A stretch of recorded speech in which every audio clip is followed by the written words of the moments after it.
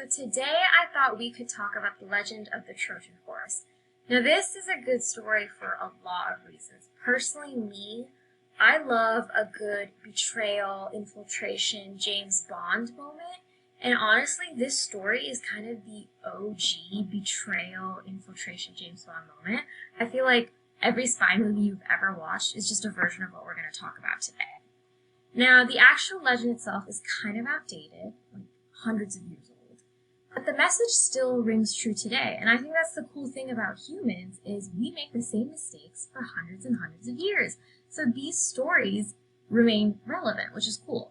But I thought it would be nice to maybe reimagine the story in a context that we're more familiar with. Now, I know all of you guys are probably really excited for high school, right? The dances, the games, the parties. So let's imagine all of you guys at your first high school football game ever. It's your home team against the Wildcats, because we love High School Musical, and your team is going so far ahead. You guys are almost 7 full touchdowns ahead of the other team. It's been an amazing game. Your throat is sore from cheering. Your feet are sore from stomping. You're just having a great time.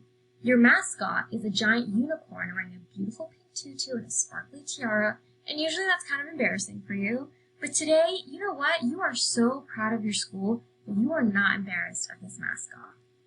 There was actually a really long-standing feud between these two teams, you guys, Unicorns, and the other team, the Wildcats. It's basically a civil war when you guys play in your town. Now, after the game, there's a huge party, an after party, and the star quarterback invites all the Unicorns that were there over to his house to basically celebrate this incredible win.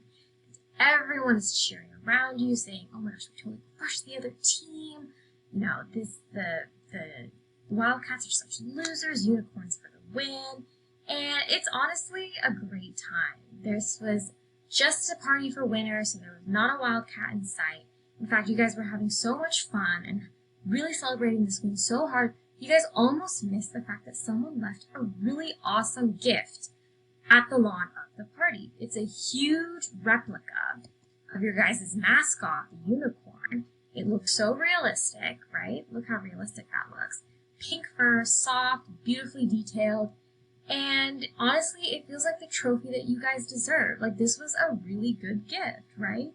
There are some people who are a little bit weirded out because it was pretty big.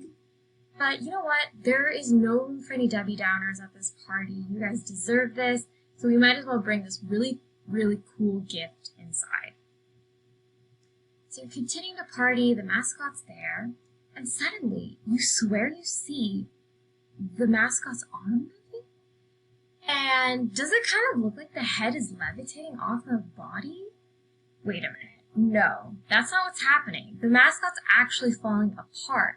And then suddenly, there are dozens of people wearing Wildcat jerseys exploding out of the mascot and onto the dance floor.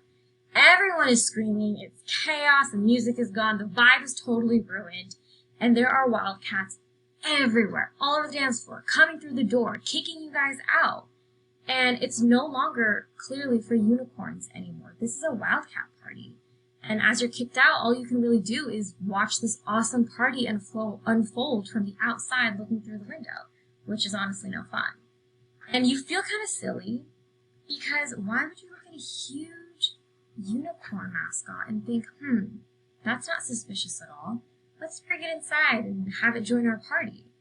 Next time, maybe we can use critical thinking skills and a healthy amount of wariness before doing something like this. At least that's what I imagine the Trojans were thinking after they went through a very, very similar ordeal, except with less footballs.